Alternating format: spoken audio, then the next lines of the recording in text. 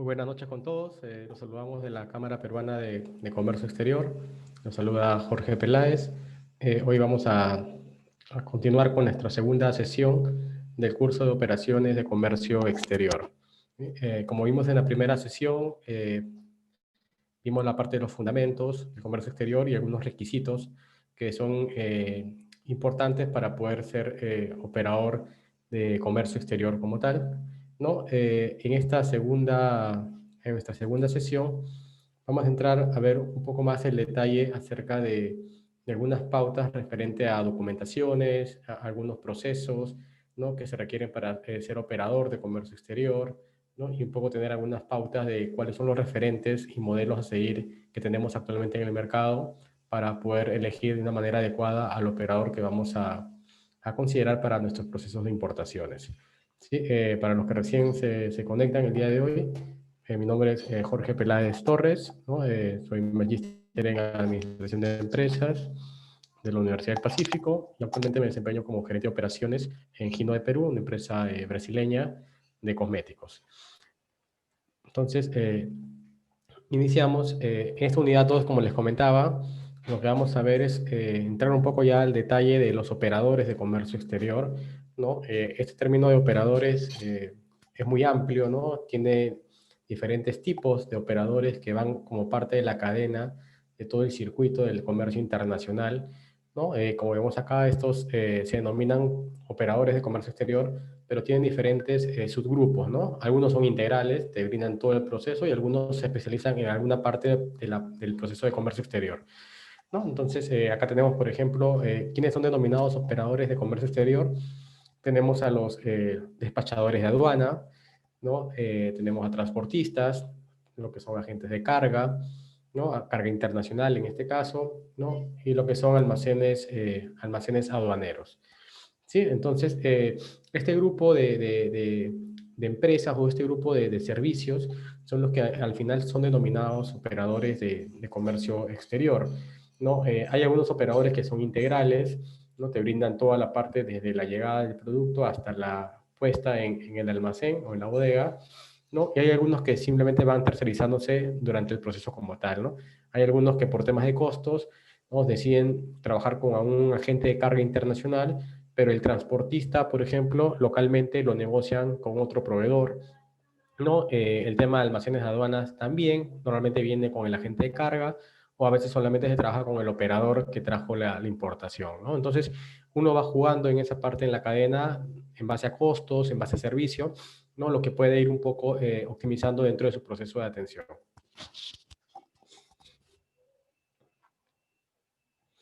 Aquí vemos un resumen, ¿no? De lo que el marco legal con el que se rigen los operadores de comercio exterior, ¿no? Básicamente para no ir mucho al detalle teórico, pero sí precisar que ellos se rigen por una ley general de aduanas, ¿no? Esta ley ya tiene algunos años, desde el 2015, la última actualización de la misma, ¿no? Y principalmente en el artículo 15 de esta ley, ¿no? Es donde se habla de los operadores de comercio exterior, ¿no? Y en el artículo siguiente, que es el 16, ¿no? También se detalla cuáles son las obligaciones, ¿no? Que debe tener un operador de comercio exterior para poder tener esa licencia y la certificación y poder operar como tal.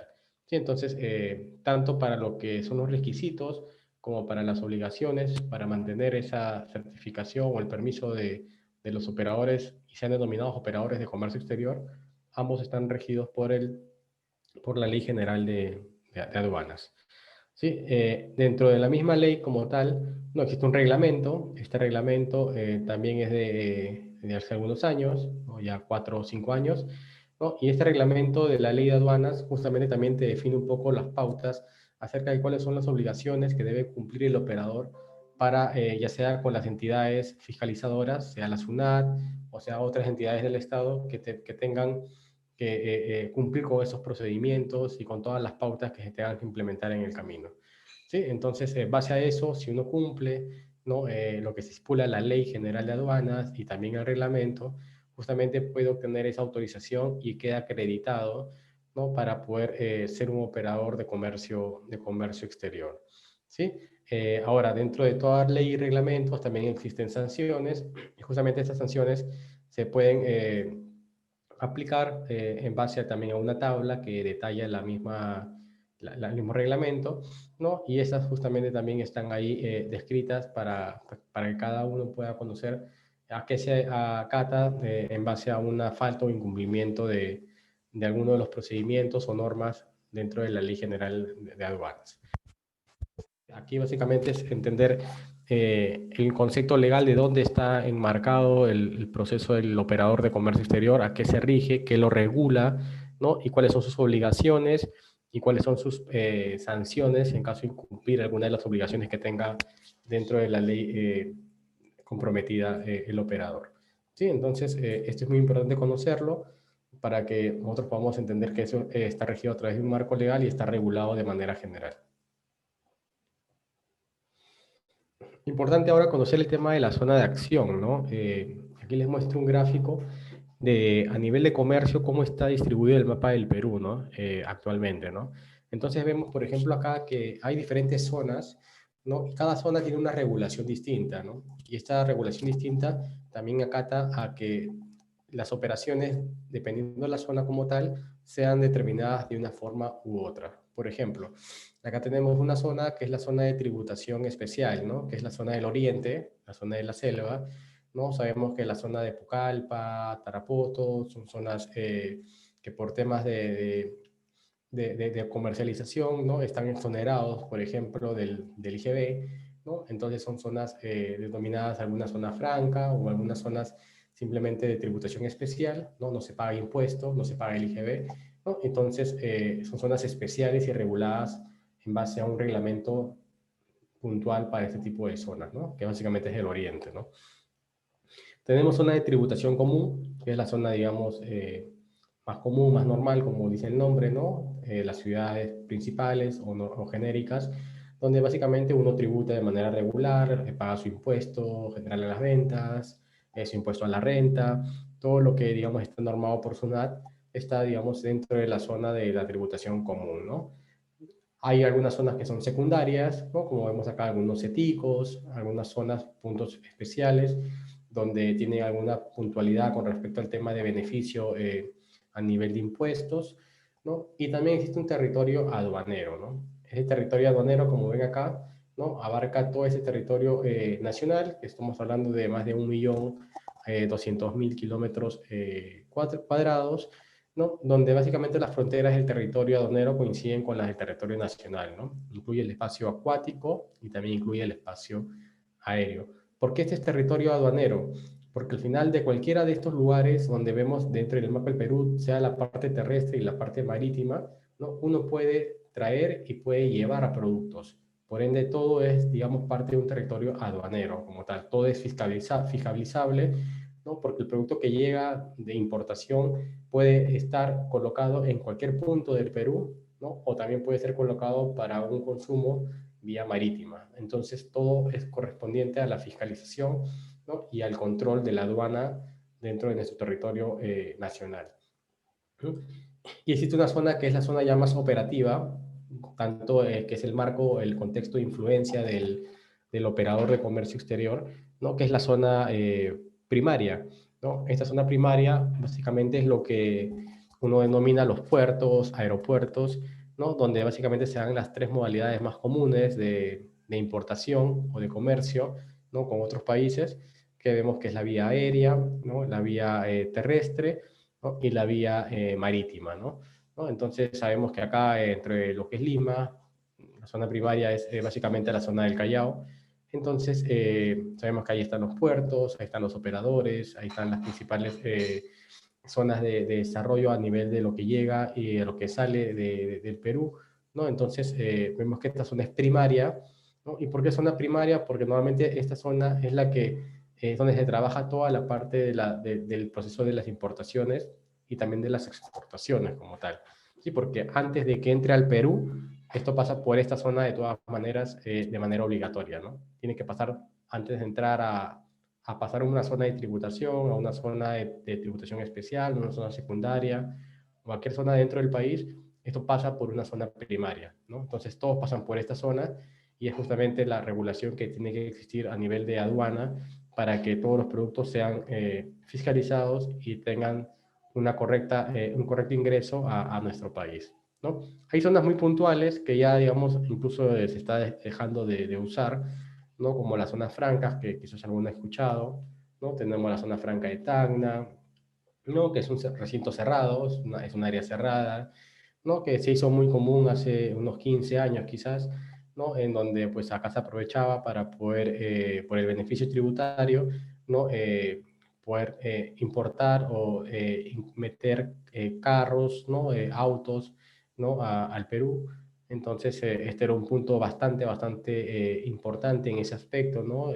Tuvo un momento de apogeo hace unos años atrás, ¿no? Y esto justamente era por el beneficio tributario, ¿no? Había un beneficio tributario acá que se hizo muy fuerte, pero ya con la competencia actual que tenemos, con lo que hablamos incluso en la clase anterior, de que ahora existen pues operadores o incluso productos que vienen desde China, etcétera, ¿no? En donde al final que entren por la zona primaria, ¿no? Igual terminan siendo competitivos en precio, ¿no? A un producto que era quizás de segunda, ¿no? Y que venía por la zona franca de Tacna, ¿no? Entonces, ese tema se fue cayendo poco a poco, se fue haciendo menos atractivo para el empresario, para las personas dedicadas a ese tipo de negocio, ¿no? Justamente porque la competencia se fue dando de otra forma, con otros tipos de fuentes de suministro, y eso hizo que obviamente esta zona tenga todavía una vigencia, pero no como la que tuvo hace algunos años atrás, ¿no?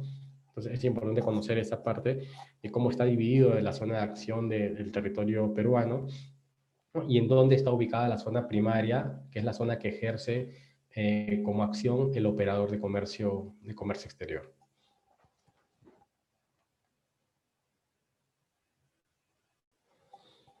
Entonces, como hablamos en la primera diapositiva, que veíamos el concepto de comercio exterior y veíamos que había diferentes actores dentro de esta misma agrupación, ¿no? Justamente aquí un poco detallamos cuáles son esos tipos de operadores de comercio exterior, ¿no?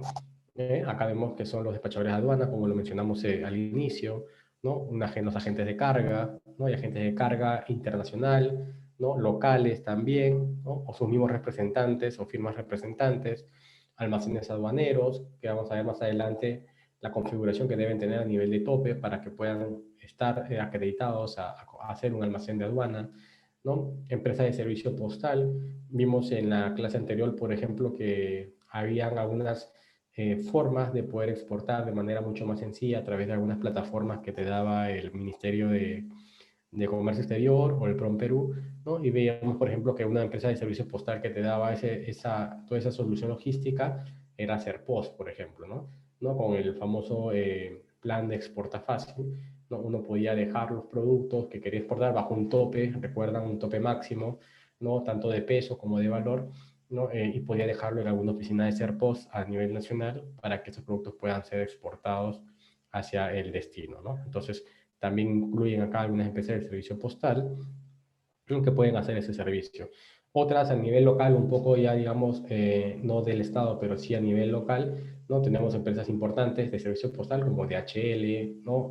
Como FedEx, ¿no? Que representa acá Charfe en el Perú, que también terminan siendo productos de operadores para poder exportar productos, ¿no? Uno puede hacer un envío, ¿no? A través de justamente estas compañías que les comentaba, y puede enviar productos a Estados Unidos, a cualquier parte del mundo en realidad, ¿no? Porque son operadores globales que tienen cobertura en muchos países y por ende también al sacar el producto del país, esto también es un proceso de tanto de comercio exterior, ya que están exportando, sacando productos de un punto hacia otro, ¿no?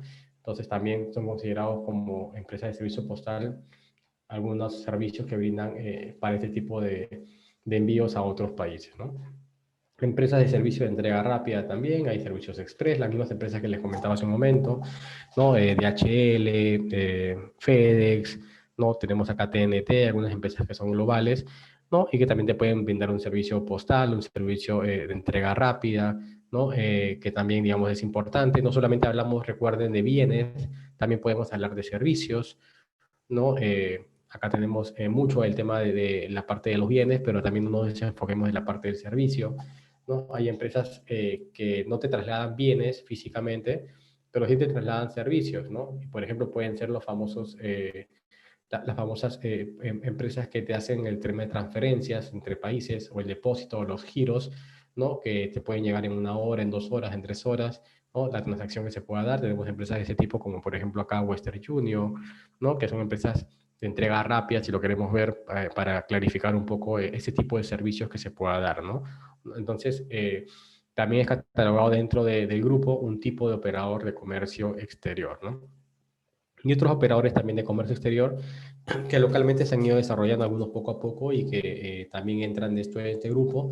Quizás no están como postales, no están como entrega rápida, no están como almacenes aduaneros, tampoco como agentes de carga o despachadores de aduana, pero a veces existen también algunos operadores que son representantes, ¿no? De empresas importantes a nivel global, ¿no? Y que representan la firma en el país y que ellos se encargan justamente de hacer toda esa tercerización del proceso con los diferentes actores de la cadena de comercio exterior.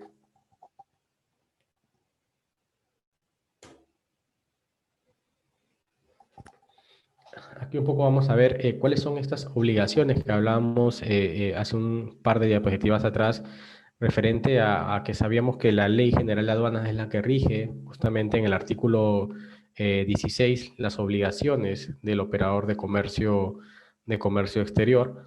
Entonces acá básicamente estas obligaciones las vamos a nombrar de manera muy rápida y entender cuáles son justamente estas obligaciones y requisitos a la vez que tiene que cumplir el operador para que no pierda esa acreditación de ser un operador de comercio exterior, o el famoso OCE, ¿no? ¿No? Acá vemos que uno de ellos es el requisito documentario, ¿no? Requisitos documentarios básicamente son registros de RUC, si es persona jurídica, la razón social de la empresa, ¿no?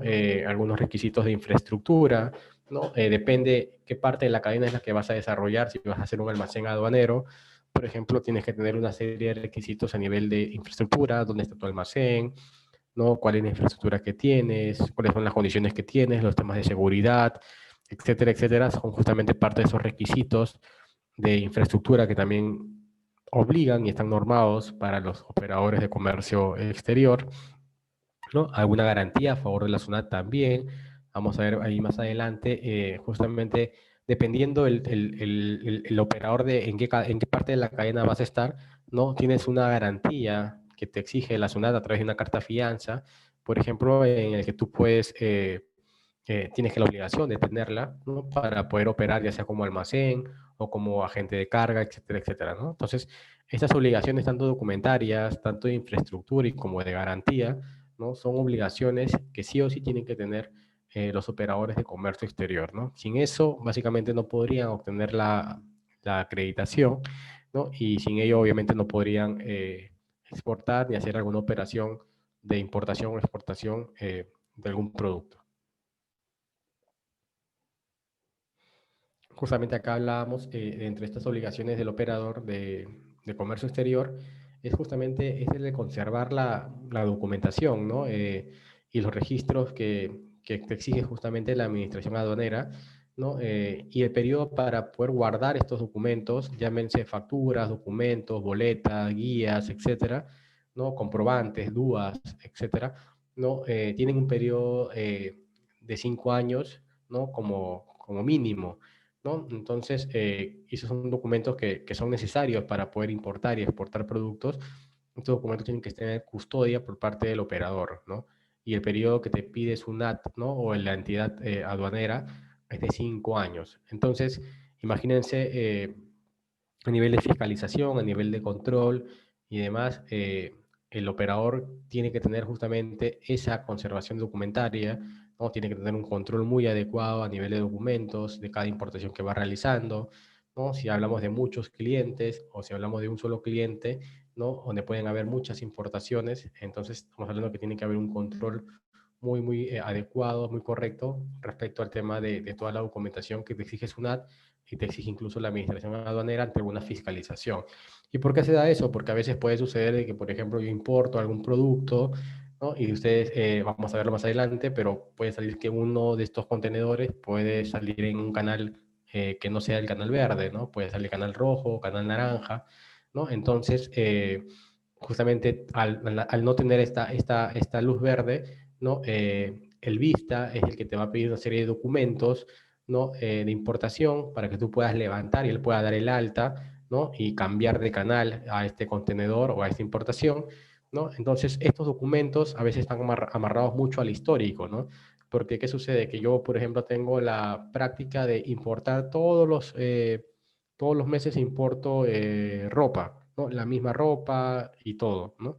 Y todo siempre me ha salido canal verde, ¿no? Por ende, que tengo ya más de un año importando, ¿no? Ya puedo ser catalogado como operador o importador frecuente, ¿no? Pero justo en una de las importaciones últimas, ¿no? Me salió canal naranja o canal rojo, etcétera, y es porque el Vista eh, fue muy exhaustivo en alguna parte del proceso de la importación documentaria, ¿no? Y quiso ver la procedencia del insumo, la procedencia de alguno de los materiales, etcétera, etcétera, ¿no? Es donde ahí justamente tiene mucha validez el tema de que se va a ir a los documentos antiguos, ¿no? Tú puedes sustentar a través de esta documentación con tu operador de comercio exterior de que si has importado productos, el mismo producto, ¿no? Más de una vez y no has tenido algún problema, ¿no? Puedes sustentar justamente ante el Vista, ¿no? Que, digamos, no has tenido alguna restricción anteriormente, ¿no? Y asimismo puedes con eso darle mayor soporte a que pueda levantar el canal a verde para que pueda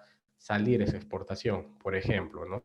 ¿No? O lo otro básicamente es entender de que no todos los controles, no todas las revisiones son de la misma manera, ¿no? Hay algunos que son más exhaustivos que otros, pero justamente esta documentación te permite ante algún proceso de fiscalización y hasta algún proceso incluso también como el que mencionamos de poder validación y de soporte, ¿no? Te ayuda a tener que estos documentos tengan que estar guardados en ese periodo de 5 años ante cualquier fiscalización de la entidad reguladora. ¿Sí? Otra de las obligaciones que te exigen para poder ser operador de comercio exterior y no perder esa acreditación, si en caso ya lo son, es implementar estas medidas de seguridad que te pone justamente la autoridad aduanera, ¿no? ¿No? Ahora con todos los temas de COVID y los protocolos que se tienen que seguir, de hecho que han habido muchos cambios, ¿no? Con respecto al tema de seguridad, ¿no? Al tema de los controles, etcétera. Entonces, todos estos tuvieron que haber sido implementados, ¿no? Por todos los operadores para que puedan adaptarse a esta nueva situación y puedan asimismo poder seguir operando y no perder esa licencia que tienen ellos, digamos, asignada, ¿no? Entonces, es importante esto, ya que incluso en algunas reuniones, ¿no? Sucede como ven en las imágenes, ¿no? Participa incluso la aduana, ¿no? En reuniones para el caso de almacenes temporales o almacenes aduaneros, ¿no? Donde justamente te ayudan a poder darte una mejor orientación acerca de unas implementaciones que tienes que seguir, ¿no? Y esto también obviamente es auditable, ¿no? Y esto es muy importante ya que si en caso no estás cumpliendo con alguna de las medidas de seguridad que dispone la autoridad aduanera, también tienes el riesgo obviamente de que te puedan multar o sancionar de acuerdo a lo que vimos al inicio, de acuerdo a la tabla de sanciones que tiene que tener el operador si incumple algunas de las normas, en este caso la de seguridad que te exige la aduana, ¿no? Entonces, es muy importante esta parte de la seguridad, ya que esto nos da mucho el control, ¿no? Y si nosotros mantenemos un correcto protocolo, un correcto proceso de atención, de la recepción, hasta la parte incluso de la liberación de la carga, ¿no? Justamente vamos a tener un mejor récord a nivel aduanero, a nivel de importación, ¿no? Y eso nos genera también una reputación como empresa o como marca, ¿no? Entonces, normalmente, si eres una empresa que eres ya exportador frecuente o importador frecuente y no has tenido ningún problema históricamente ante alguna observación de canal, documentario, de producto y como tal, entonces es mucho más fácil y fluida, ¿no? Que tu mercadería, que tu producto salga mucho más rápido de la aduana, ¿no? Incluso puedes anticipar mercadería, puedes anticipar algunas recepciones, puedes hacer una serie de acciones sabiendo que ya tu récord a nivel de lo que es los canales de salida de los productos, ¿no? Están, digamos, prácticamente de manera automática asegurados por tu mismo comportamiento a nivel general, ¿no? Pero si en caso estás en el lado inverso, donde traes un producto y a veces es verde, después traes otro producto y te ponen canal naranja y después traes otro producto y te ponen un canal rojo, por ejemplo, ¿no? Entonces, no eres muy confiable, ¿no? No eres un operador confiable ¿no? Porque ante esa erraticidad, siempre el vista te va a encontrar algo, ¿no?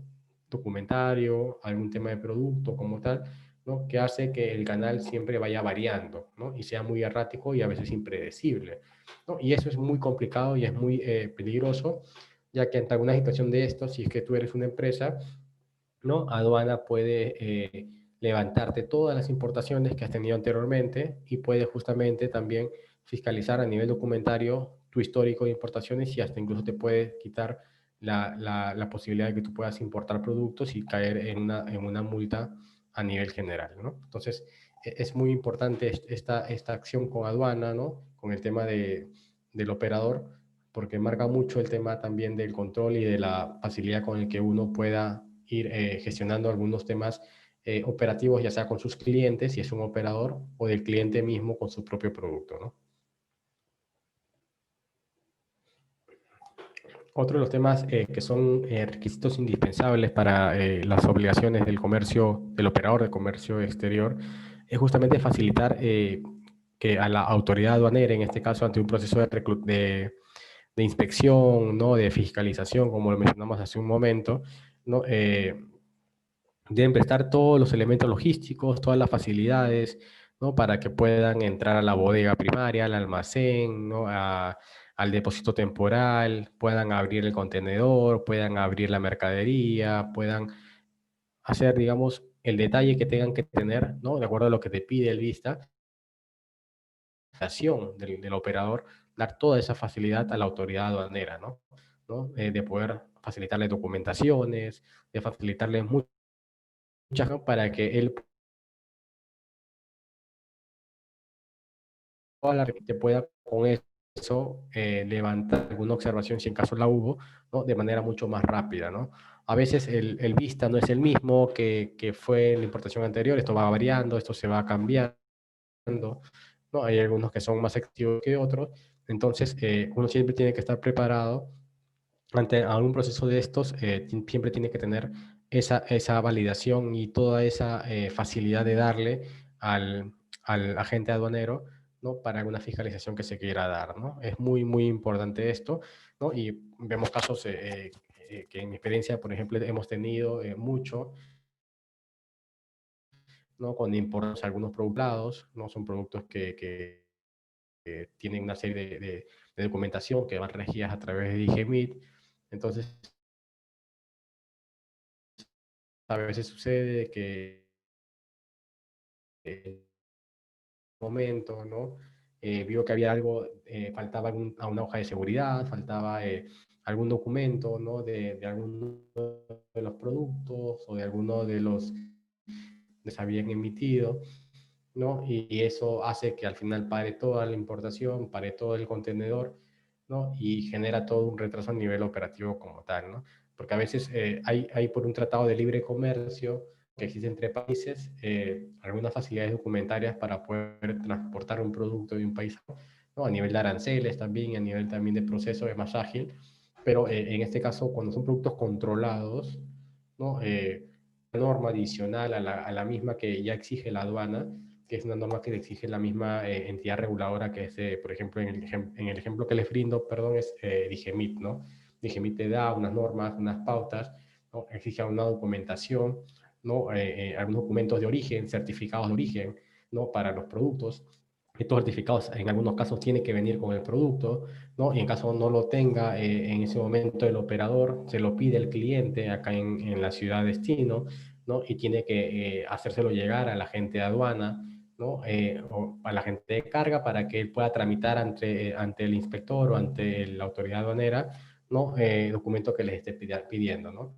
No a todos siempre le van a pedir el certificado de origen, ¿no? Es un tema bastante aleatorio, ¿no? Pero cuando suceda, justamente el tema está en que tenemos que tener toda esa documentación y brindarles todas las facilidades a la autoridad aduanera para que pueda hacer toda la validación que tenga que realizar, ¿no? Y que pueda, digamos, hacer un trabajo que nos permita a nosotros tener la carga liberada y sin ninguna observación lo más pronto posible, ¿no? Entonces, es muy importante en este caso ese factor de control ante alguna fiscalización como tal, ¿no? Y en productos controlados sucede mucho esto, ¿no? De la certificación de origen de los productos, ¿no? Entonces, es muy importante todo ese detalle, ¿no? En otros casos, este es cuando, por ejemplo, son embarques marítimos, ¿no? Pero si, por ejemplo, traemos productos vía aérea, ¿no? Es otra forma, digamos, y otro tipo de control, ¿no? Porque estamos hablando ya de cantidades que son menores, no es igual lo que exportas o importas vía marítima o vía aérea, ¿no? En referente al tema de cantidades y capacidades, ¿no? Entonces, el caso del aéreo es más rápido el tiempo de tránsito entre un punto a otro, pero a nivel documentario también suele ser un poco más justamente detallista, porque la mercadería al ser menor tiene mayor probabilidad de que sea fiscalizada de manera más económica. Es muy importante también si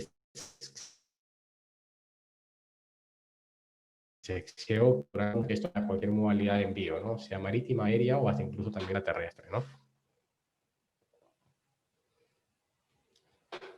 Otro de los requisitos importantes que debe tener el operador para poder también ejercer esta función y mantener su certificación y su acreditación es que también debe proporcionar de manera súper sencilla y súper rápida, ¿no? Toda la información y documentación requerida, ¿no?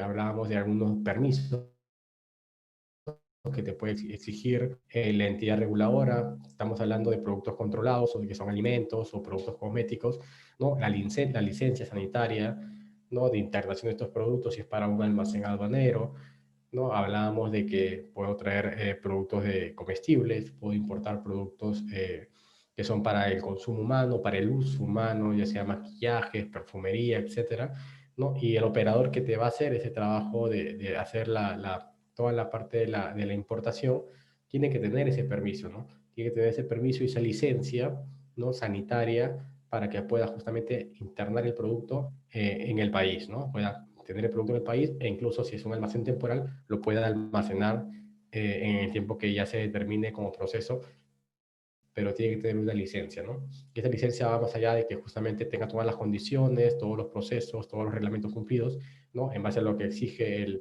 la aduana para que pueda ejercer esa actividad de acuerdo al producto que está comercializando, ¿no? Entonces, esto te va a pedir seguramente también en algún momento el vista, el agente de aduana, la autoridad aduanera, ¿no? Y es donde tenemos que tener como operadores de comercio exterior también toda esta documentación disponible, ¿no? Y también bastante a la mano, porque en algún momento te lo pueden solicitar, ¿no? No se puede operar y está, digamos, esto de más, que yo quiera, como operador de comercio exterior, querer importar o dar servicios de importación de productos controlados, ¿no? Productos que son controlados a través de droguerías aquí en el país, pero no tenga la licencia sanitaria, ¿no? Entonces, eso es un riesgo obviamente gravísimo, ¿no? Me expondría obviamente a que incluso me puedan, aparte de multar y aparte de sancionar, también a hacer el cierre de la droguería de manera temporal o hasta incluso el cierre de manera definitiva, ¿no? Y este es un ejemplo que me sucede exactamente en una operación que estamos aperturando, que es en Chile, ¿no? Donde el operador que estamos contratando para que nos ayude justamente con toda la parte del comercio exterior, las importaciones que vamos a enviar desde Perú y desde Brasil, eh, no tenía esta licencia sanitaria. Es un operador que tiene muchos años de experiencia, ¿no? Pero es un operador que puede importar Adidas, puede importar otros productos, ¿no? Productos que no son controlados, ¿no? Ropa, etcétera, etcétera, ¿no? Que para ello no necesitas una licencia sanitaria en este caso, pero ante productos controlados sí necesitas una licencia, ¿no? Entonces ellos no tenían esta licencia, ¿no? Nos la dijeron hace un par de semanas, entonces tenían que tramitar ellos una licencia de funcionamiento, una licencia sanitaria, es una resolución que les emite el Instituto de Salud de Santiago, allá en Chile, ¿no? Y justamente lo que hacen es que a través de esta licencia ellos puedan tener ya el permiso para poder importar estos productos como operadores de comercio exterior y asimismo también almacenar los productos, ¿no? Entonces, esta licencia es muy importante, si en caso son productos especializados, productos, nuevamente recalco, controlados, porque sin eso, básicamente te expondrías y nos expondríamos como empresa, como cliente, también a alguna multa, alguna no importante, ¿no? Por haber incumplido esta parte del proceso o reglamento de aduanas, ¿no? Entonces, este es un ejemplo que a veces se da, a veces por desconocimiento del mismo operador, el operador exterior, ¿no? Por querer diversificar su portafolio, ¿no? Ya tiene muchos clientes en el cual no ha tenido la necesidad de alguna línea puntual, pero de pronto nace una oportunidad de un cliente nuevo, un cliente importante, ¿no? Pero que tiene un tipo de producto distinto y por ahí a veces no se toma en cuenta, ¿no? Estas obligaciones y estos reglamentos que debe cumplirse, ¿no? En el tema de permisos y tienen que emitir la entidad reguladora, en el Perú por EMIT, ¿no? En el caso de otros países, como les mencionaba hace un momento en Santiago, es el IDS en Chile, ¿no? El Instituto de Salud de Chile, ¿no? Entonces, ellos son los que emiten esta documentación y son los que están a fiscalizar también, ¿no? Y sin esa documentación tú no puedes ejercer el trabajo, ¿no? De poder operar con productos, los productos controlados justamente son los que al final te pueden generar algunos problemas porque es esa especialidad la que te exige la norma que tú tengas que cumplir en condiciones tanto de almacenaje como de tratamiento y en procesos que debas cumplir, ¿no? Incluso en otros lados eh, te van a exigir el BPA, ¿no? El BPA es las buenas prácticas de almacenamiento. En caso tú seas un almacén temporal o un almacén aduanero, te va a exigir el BPA, ¿no? Para determinados tipos de productos. Entonces es muy importante, ¿no? Que también en caso tú estés estando como operador logístico o operador de comercio exterior, ¿no? También en algunos casos te van a exigir el BPA, ¿no? Algunos quizás se certifican con la famosa nomenclatura de la OEA, ¿no? Que son operadores económicamente activos. Entonces, hay muchas formas, ¿no? Que uno justamente busca acreditarse, ¿no? Y eso te da mayor confiabilidad, mayor confianza, te da una seguridad como cliente, ¿no? De que el operador que estás eligiendo no es un operador que está acreditado, tiene todas las licencias, cumple con todas sus obligaciones ante la entidad reguladora, ante la entidad aduanera, y eso te ayuda también a tener cierto respaldo correspondiente al tema de que el producto va a estar, digamos, tratándose de inicio a fin en la cadena de suministros, ¿no? En buenas condiciones, ¿no? Aquí vemos, por ejemplo, otra de las obligaciones que te exige, ¿no? Y requisitos para ser operador de comercio exterior es llevar los libros, ¿no? Llevar los libros, registros y todos los documentos que ya hemos hablado, aduaneros, ¿no? Con todas las formalidades establecidas, ¿no? Acá la SUNAT o alguna entidad reguladora te va a exigir, ¿no? En algún momento alguna auditoría inopinada, alguna inspección, ¿no? Tienes que llevar justamente estos libros, controles, documentarios, registros, ¿no? Que justamente te ayuden a tener el respaldo, ¿no? De los productos, del servicio que estás brindando, de toda la parte de documentación, ya sea a nivel de guías, documentos, TUAs, facturas, etcétera, ¿no? El producto como tal, ¿no?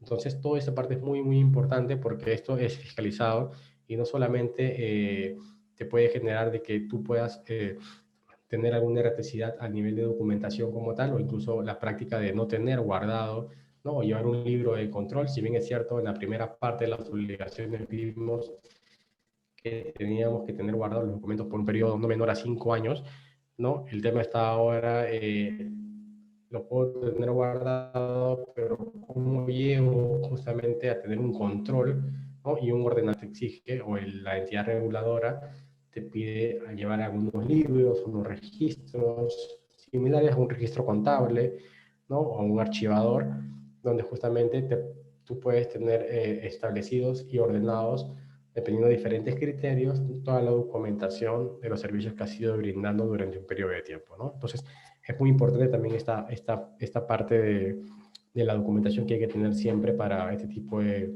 negocio o este tipo de servicios de comercio exterior, ¿no? Aquí vemos algunos ejemplos de los operadores que actualmente tenemos aquí en Perú de comercio exterior, ¿no? Acá vemos, por ejemplo, los he categorizado en diferentes grupos, ¿no? Tenemos a nivel de líneas navieras, quizás las más importantes, las más conocidas, ¿no? Se dedican solamente al tema marítimo, ¿no? A la parte del traslado de la mercadería, son líneas básicamente de traslado, ¿no? A nivel de buques, de barcos, embarcaciones. Tenemos entre las más importantes a Hamburg, tenemos a Evergreen, Maersk Line, que es también conocido, ¿no? Entonces, estos solamente se especializan en lo que es línea naviera, ¿no? ¿No? Que son una parte del proceso del comercio exterior, ¿no? Son operadores de línea naviera, ¿no? Lo que te hacen el servicio de alquilarte una parte del barco, un espacio para que tú puedas transportar de un punto de origen a destino tu contenedor, ¿no? Tenemos agencias generales, ¿no? Agencias generales que te brindan todo el servicio completo, ¿no? No solamente la parte de la naviera, sino también te brindan toda la parte de la operación, el desaduanaje y todo el proceso, incluso hasta de almacenaje y depósito temporal. Y vemos acá algunos ejemplos como Consorcio Naviero Peruano, Hamburg, que también te da ese servicio, ¿no? Transmeridian, Perú, ¿no? Que es bien importante, también es conocido acá en el país, ¿no? Maersk. Entonces, son algunos proveedores, algunos operadores que son agencias general, ¿no? Que son más integrales y que te brindan todo un servicio completo de inicio a fin, toda la cadena de comercio exterior, ¿no?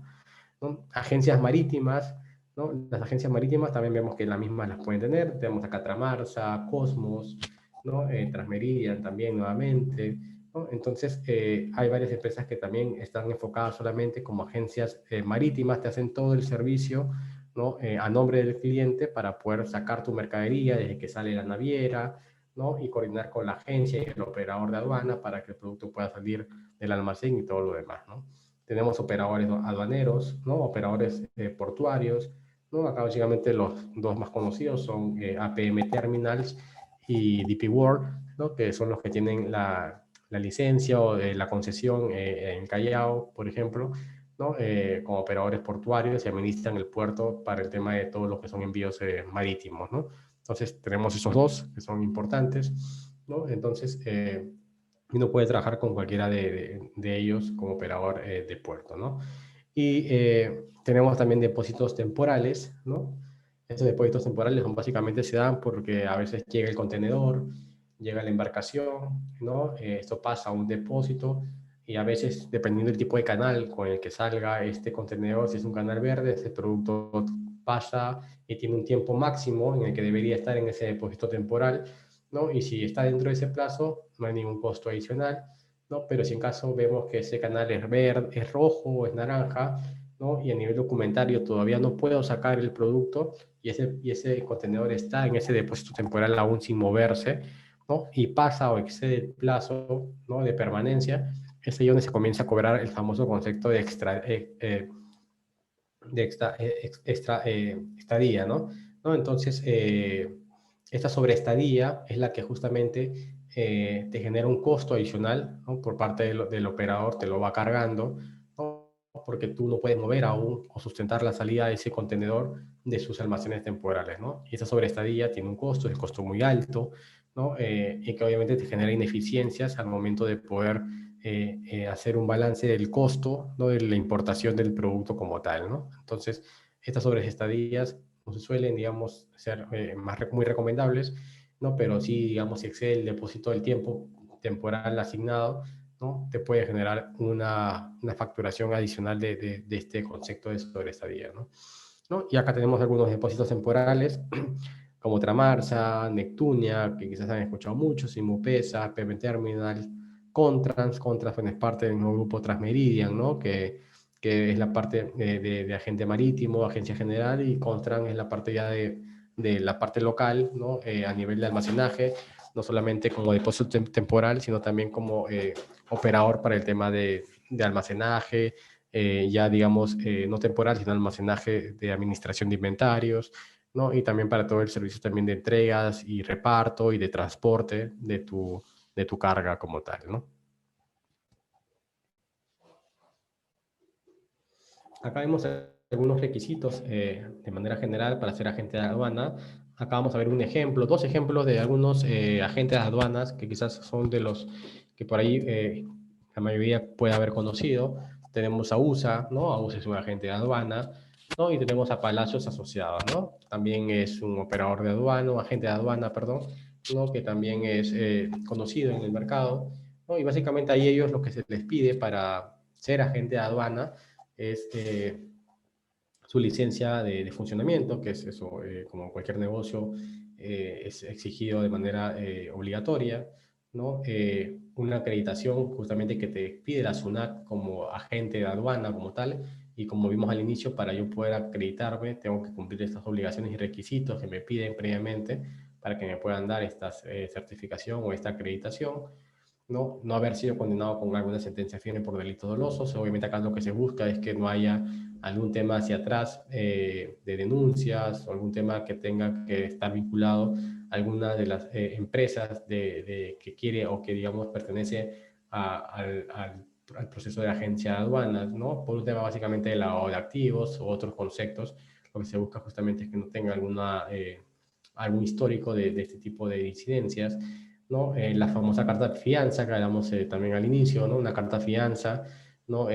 O póliza, ¿no? Que tiene un valor de $150,000, ¿no? Esta carta de fianza también es importante y es obligatoria para que te puedan también dar esa acreditación, ¿no? Y también poder demostrar un patrimonio no menor a $50,000, ¿no? Entonces, como vemos acá, son no muchos requisitos, ¿no? Pero sí, digamos, muchos de ellos son que te ayudan a cubrir de manera legal, ¿no? Por un tema regulatorio como el SUNAT a nivel de impuestos, ¿no? A nivel legal, por un tema básicamente de algún tema de lavado de activos, ¿no? Y también una parte económica que asegura más que todo también el cliente a través de esta carta fianza, ¿no? Que te pide por un valor muy alto, y también el patrimonio que no debe, digamos, ser menor a $50,000, ¿no? Entonces, estos son los requisitos que se piden y exigen para que una empresa pueda eh, solicitar acreditarse como agente de aduana, ¿no? Y como vemos ahí, las más conocidas son las que vemos en la imagen, ¿no? Para ser agente de carga internacional, que es una de las otras partes del eslabón del comercio exterior, ¿no? Vemos acá un ejemplo de una empresa también que es importante aquí en el medio, que es FIRS Logistics Service, ¿no?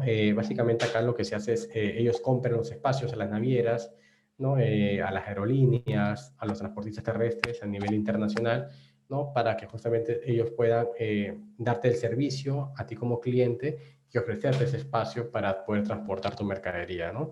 Actúa, como vemos allí, como transportista, ¿no? Como transportista, consolidando la carga, ¿no? Ellos a veces tienen cuotas, pueden alquilar de una naviera, por ejemplo, un espacio de 1.000 metros cuadrados, ¿no? Por dar un ejemplo, ¿no? Y ellos van comenzando justamente a llenar ese espacio antes que salga la nave del puerto de origen, ¿no? Entonces tienen varios clientes, ¿no? A uno de los clientes le ofrecen un alquiler, ¿no? De tantos metros cuadrados, ¿no? Y así van completando todo el espacio que tienen arrendado a la naviera para que justamente puedan consolidar toda esa carga y puedan trasladar la mercadería de un punto a otro, ¿no? Entonces consolidan carga, ¿no? Esa parte también es muy importante, ¿no?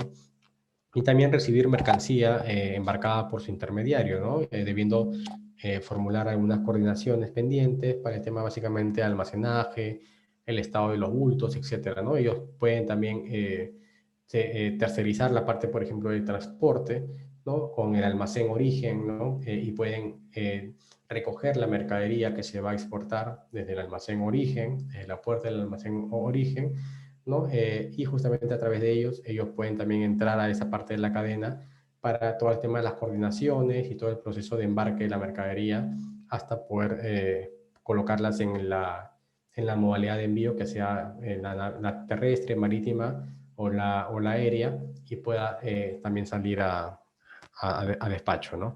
Entonces, estos son algunos de los requisitos que también se ven para el agente de carga internacional. Para los depósitos temporales y aduaneros, también existen algunas normas, algunas reglas que debe seguir, ¿no? Acá vemos dos de los quizás más conocidos o por allí que alguno pueda referenciar mucho mejor, que son Neptunia y APM Terminals, ¿no? Por ejemplo, para el caso de ellos, como depósitos temporales y aduaneros, para que puedan estar acreditados como tales, ¿no? Se les pide una carga marítima, ¿no? De 10.000 metros cuadrados, ¿no? Para una carga aérea o terrestre, el valor es de 2.000 metros cuadrados, ¿no? Que deben tener como mínimo, ¿no? Para justamente poder ser depósitos temporales, ya sea para carga marítima, el valor es de 10.000 metros cuadrados que deben tener ellos como mínimo, ¿no? Y en el caso del aéreo, una carga o terrestre de 2.000 metros cuadrados, ¿no? Entonces, esas son las capacidades que le tienen, que le exige el agente aduanero, ¿no? El área de la autoridad aduanera, ¿no? Para que estos operadores puedan también brindar ese servicio de depósitos temporales, ¿no? Para la carga aérea, como vemos acá, ¿no? El régimen de exportación destinado es justamente un valor de 600 metros cuadrados, ¿no?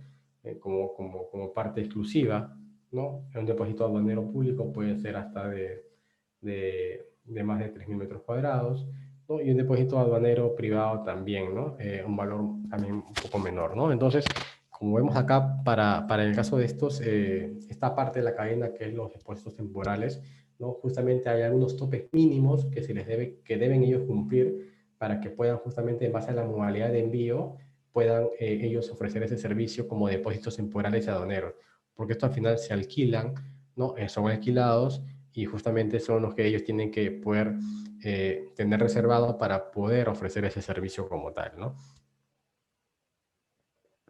Bien, entonces con esto básicamente lo que hemos tratado de abarcar en esta sesión es entender un poco cuáles son estas partes, los tipos de operadores de comercio exterior, ¿no? El término de comercio exterior es muy amplio, ¿no? Y a nivel de ello, dentro de esa cadena, si hacemos el detalle o el desglose de la misma, nos encontramos a diferentes actores dentro de la cadena que son operadores de comercio internacional, ¿no? Entonces vimos que tenemos agentes de aduanas, agentes de carga, transportistas, tenemos los de servicio postal, tenemos intermediarios, ¿no? Tenemos líneas navieras, tenemos agentes integrales, generales, que te dan todo el servicio de proceso a proceso final, ¿no? Entonces, acá un poco es desglosar cómo nosotros podemos armar nuestra cadena a nivel de comercio exterior, nosotros poder optimizar en cada parte del proceso y poder ir justamente optimizando uno u otro en base al desarrollo de la operación, ¿no?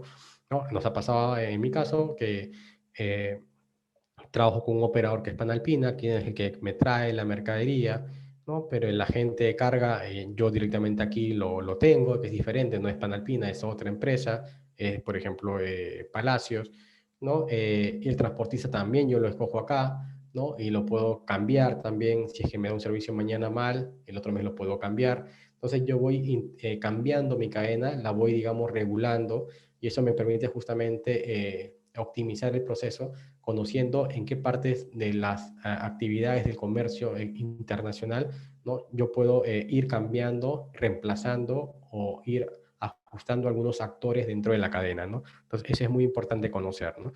Y asimismo, ya si uno quiere ver ya el detalle de cómo hago yo para poder ser parte de este grupo de operadores de comercio exterior, pues ahí ya vemos un poco lo que hemos mostrado, algunas obligaciones, cómo se rigen estos operadores a través de la Ley General de Aduanas, ¿no? Tienen una serie a través de este reglamento, una serie de obligaciones, requisitos que cumplir, ¿no? Vimos muchos en las diapositivas, ¿no? Documentos que cumplir, guardar documentos por un periodo determinado de años, ¿no? Facilidad en el tema de las inspecciones, de las revisiones, ¿no? Todo el tema de seguridad que te exigen, tienen que estar implementados, ¿no? Entonces, hay una serie de procesos que te exige la norma, que te exige SUNAT, que te exige la aduana, ¿no? Que para que tú puedas acreditarte como operador, sí o sí tienes que cumplir con toda esta parte de estas obligaciones que están en el marco de la Ley General de Aduanas.